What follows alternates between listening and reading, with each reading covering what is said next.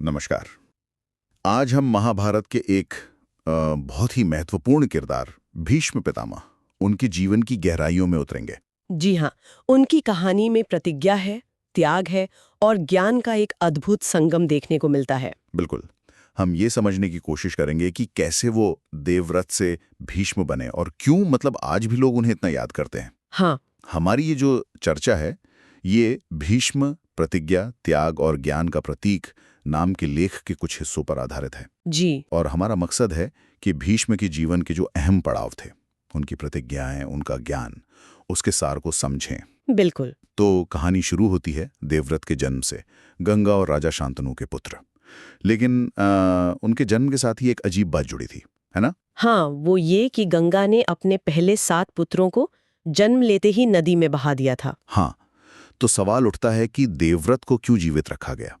क्या खास था? दरअसल इसके पीछे वो वसुओं का शाप वाली कहानी है। अच्छा 8 वसु थे, जिन्हें ऋषि वशिष्ठ ने शाप दिया था। अच्छा, कामधेनु गाय चुराने के प्रयास वाला। जी हाँ, वही। तो उन्हें मनुष्य योनि में जन्म लेना पड़ा। गंगा तो एक देवी थी, वो उन्हें जल्दी मुक्ति दिलाने के लिए ऐसा कर रही थी।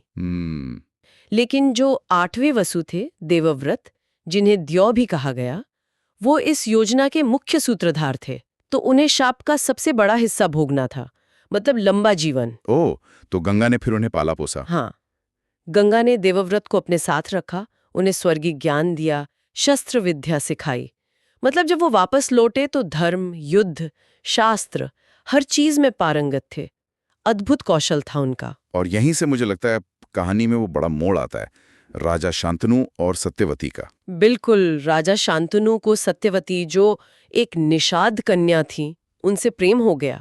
वो विवाह करना चाहते थे। लेकिन सत्यवती के पिता? उन्होंने शर्त रख दी। हाँ, उन्होंने शर्त रखी कि भाई मेरी बेटी का बेटा ही राजा बनेगा। अब शांतनु तो देवव्रत को ही योग्य समझते थे। वो बड़े दुखी हो गए, असमंजस में पड़ गए। और तब देवव्रत ने वो कदम उठाया जिसने सब कुछ बदल दिया। जी, अपने पिता को दुखी देखकर देवव्रत ने वो किया जो कोई सोच भी नहीं सकता था। उन्होंने प्रतिज्ञा ली। एक नहीं, दो प्रतिज्ञाएं। हाँ। पहली कि वो कभी हस्तिनापुर की राजगद्दी पर नहीं बैठेंगे, और दूसरी कि वो आजीवन ब्रह्मचर्य का पालन करेंगे। आजीवन ब्रह्मचर्य। ताकि उनकी कोई संतानी ना हो जो भविष्य में सत्यवती के बेटों के लिए चुनौती बने। बिल्कुल सही। इतनी कठोर, इतनी भीषण प्रतिज्ञा थी ये। और शायद इसीलिए उनका नाम भीष्म पड़ा। एकदम सही। इसी भीषण प्रतिज्ञा के कारण देवव्रत भीष्म कहलाए। और कहते हैं कि उनके इस त्याग को देखकर देवताओं ने उन्हें इच्छा मृत्यु का वरदान दिया। अच्छा, मतलब वो अपनी मौत का समय खुद चुन सकते थे। जी हाँ। तो राजा तो नहीं बने, लेकिन एक तरह से हस्तिनापुर के सबसे बड़े संरक्षक बन गए वो। ए भाई विचित्र वीर्य के लिए उन्होंने काशी नरेश की 3 बेटियों अंबा, अंबिका और अंबालिका का स्वयंवर से हरण भी किया। हाँ, लेकिन यहाँ भी एक पेंच था ना, अंबा वाला। जी, अंबा का। अंबा मन ही मन किसी और को चाहती थी, या कुछ कथाओं के अनुसार भीष्म को ही।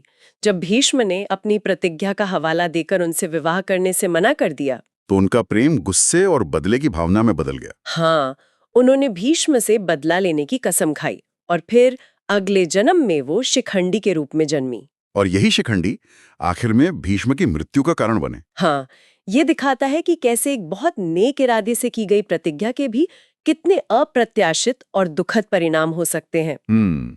ये तो है, एक व्यक्ति की निष्ठा दूसरे के जीवन की त्रासदी बन गई। और फिर महाभारत का युद्ध, वो तो भीष्म के लिए सबसे बड़ी धर्म संकट की स्थिति रही होगी। यकीनन, वो जानते थे कि पांडव सही हैं, धर्म उनके पक्ष में है, लेकिन वो हस्तिनापुर के सिंहासन से बंधे थे, अपनी प्रतिज्ञा से बंधे थे, तो उन्हें कौरवों का साथ देना पड़ा। अधर्म का साथ धर्म निभाने के लिए कितना विरोधाभासी है। बिल्कुल। और युद्ध के पहले 10 दिन तो वो कौरवों के सेनापति रहे। कोई उन्हें हरा नहीं पाया, अजेय थे वो। तो फिर उनका पतन कैसे संभव हुआ? वो शिखंडी वाली बात? हाँ, श्री कृष्ण ने ही रास्ता सुझाया।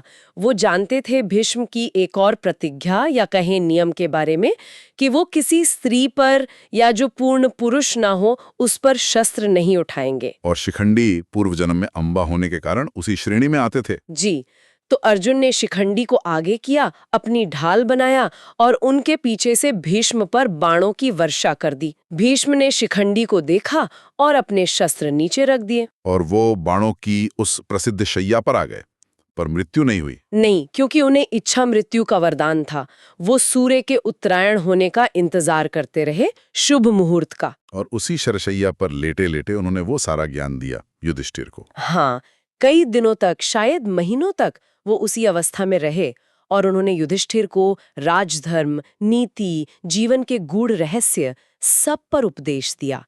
महाभारत का जो शांति पर्व और अनुशासन पर्व है, वो मुख्यतया इसी ज्ञान से भरा है। अद्भुत। मतलब मृत्युशैया पर भी वो ज्ञान दे रहे थे। उनके ज्ञान का सार क्या कहेंगे आप, अगर संक्षिप्त में बताना हो? सार यही था कि युद्ध जीतना ही सब कुछ नहीं है। असली धर्म प्रजा का कल्याण है।